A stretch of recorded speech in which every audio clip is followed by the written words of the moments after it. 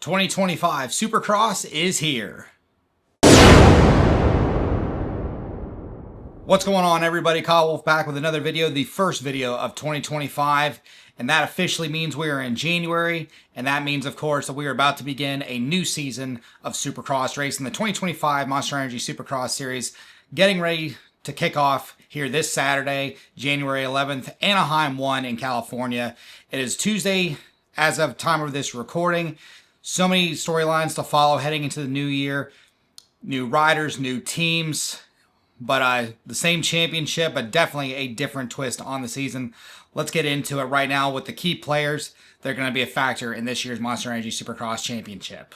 We're going to go right into the 450 class. Obviously, everybody is looking at the defending Supercross champ, Jet Lawrence, on his factory Honda. A lot of the questions coming into the year, can Jet be even more dominating than what he was last year? Not to say that he was necessarily dominant, but he had the most wins on the season. Can he have more? He had 8 wins on the year last year in 2024. Can he get the 10? Can he get the 12? Can he get all 17? That's a question that a lot of industry folks are asking amongst the pro paddock in the recent weeks leading up to Anaheim 1 this Saturday night. Can Jet go all 17? I doubt it. The closest anybody's come has been McGrath. He went 14 of 15 in 1996. Ricky Carmichael also went 14 of 16 in 2001. I'm sorry, 2002. But the odds of that happening with Jet, with this loaded field, with the way the tracks are now, everybody's on 4 strokes. The bikes are very much equal. The likelihood of that happening is very slim. However, Jet is the odds-on favorite to win the 2025 Monster Energy Supercross crown. Sticking with factory Honda, what about his older brother Hunter? The rookie coming in last year, had it not been for brother Jet, he obviously would have won the Rookie of the Year honors. But winning the Monster Energy SMX Finals in Las Vegas last year, his first ever 450 career win. He has momentum coming into the season. He has definitely adapted that 450. He was second in the SMX points last year despite missing Anaheim 1 main event in 2024. But he's coming in with some momentum. He had a great run at the AusX Open in their homeland of Australia. Hunter has got momentum, and he is definitely going to be fighting with brother Jet for the 2025 crown. What about the other key challengers? 2023 champion Chase Sexton. Looking like, according to his YouTube page and some of the videos that we've seen from the test track out in California at the KTM test track, he's getting more and more adapted to that KTM.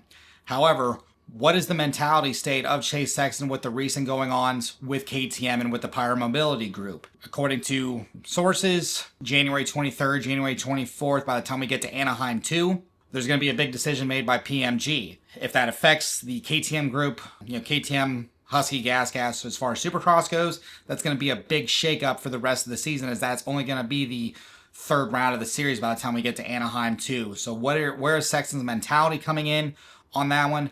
How is he going to adapt to all the changes being made coming into 2025 with not only the bike, but also the corporate structure, behind the scenes? Eli Tomac coming back for his final year in 2025 on the Monster Energy Star Yamaha racing machine. He's going to do the full Supercross season, the full outdoor season, and SMX. Is his Achilles tendon completely healed? Can he return to the Eli Tomac that we have known for nearly 10 years now and make a run at one final Supercross championship? He's a 2-time Supercross champion.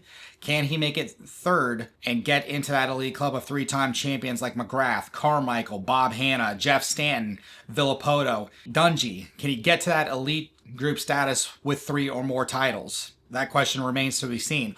What about his teammate Cooper Webb? Webb, with the thumb injury in 2024, looks like he might have re-aggravated it, or another part of his hand, wrist area in Australia. Can he bounce back and become another contender for a 3rd Supercross title as well? He is also a 2-time champion along with his teammate Tomac. What about on the other side of the pond as far as the KTM team goes with Aaron Plessinger? He gets his first ever career 450 win last year in 2024.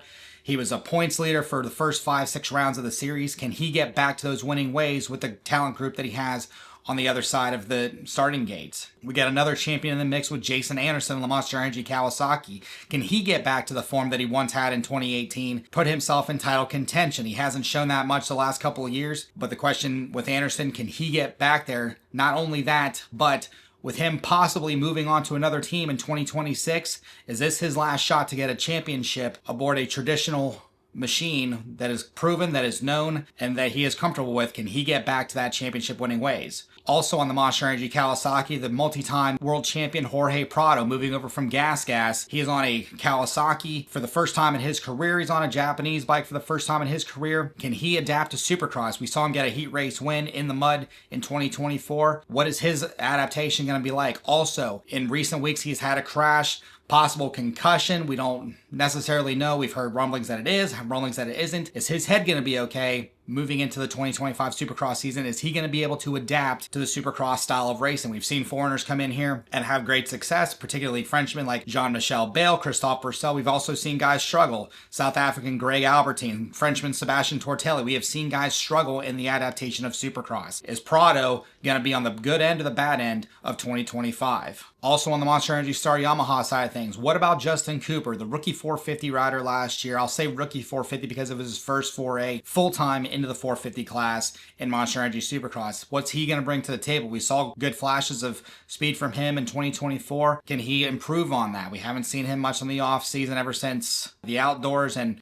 can he get to his 250 style ways when he was battling Jet Lawrence, when he was battling Hunter Lawrence? Can he get back to that winning realm of possibilities and get on the podiums, get possibly a race win here and there? Also, Justin Barcia on the Gas machine. Is he in his final years of racing? He's got a different look to him this year. Is he going to be a contender in 2025? We haven't seen that much out of him since his Nashville crash in 2023. Is he somebody that can step up and mix it in with those top guys? And what about Ken Roczen? Is he in his final years of his career? After the devastating injuries that he suffered years ago with Factory Honda, he's reinvigorated himself on the HEP Suzuki. Is he going to be a title contender this year? After the crash that he had in Nashville in 2024, he is coming back from injury, but where does he slot in? Does he get multiple race wins? Does he become a championship contender once again? Does he show the speed like we saw in 2017, his first year on that Factory Honda? Ken Roczen is going to be one to watch for what could possibly be the swan song of his illustrious career in the 450 class in Monster Energy Supercross. And then what about the outliers? Colt Nichols, Benny Bloss, Joey Savaggi, Mitchell Oldenburg. These guys, Kyle Chisholm is another one of them. The guys that are just on the outside of that elite group, where are they going to slot in if it's not going to be top fives? Are they going to be in that 7 to 10 range? Are they going to be farther on back? The field in 2025 is so deep this year. It's going to be a who's who of who's going to be 10th and who's going to be 20th, and it's going to be racing all the way to the end. So many storylines here to follow in that 450 class, but it's definitely going to be one for the ages. 5 former Monster Energy Supercross champions lining up for the first time ever on the same gate. It is going to be an exciting season to watch. What about the 250 class? Deegan, Kitchen, Shimoda, Beaumare. These guys are going to be hungry. Jordan Smith, Austin Faulkner on the new Triumph machines. This is going to be a 250 season to watch. Everybody is gunning for the 2-time defending 250 SMX champion Hayden Deegan. Is anybody going to have a threat for the Yamaha Star Racing rider? Place your bets, everyone. Supercross now has official recognized gambling and betting. For the first time in the 50-year history of the sport, we can now place bets on who is going to win not only each individual race, but the Monster Energy 450 Supercross Championship. We're only 4 days away, everybody. It's getting exciting. I can't wait to see what happens. Thank you guys for watching. Like, subscribe, comment, share the video around, join the memberships for merchandise in the coming future, and I'll see you guys in the next video.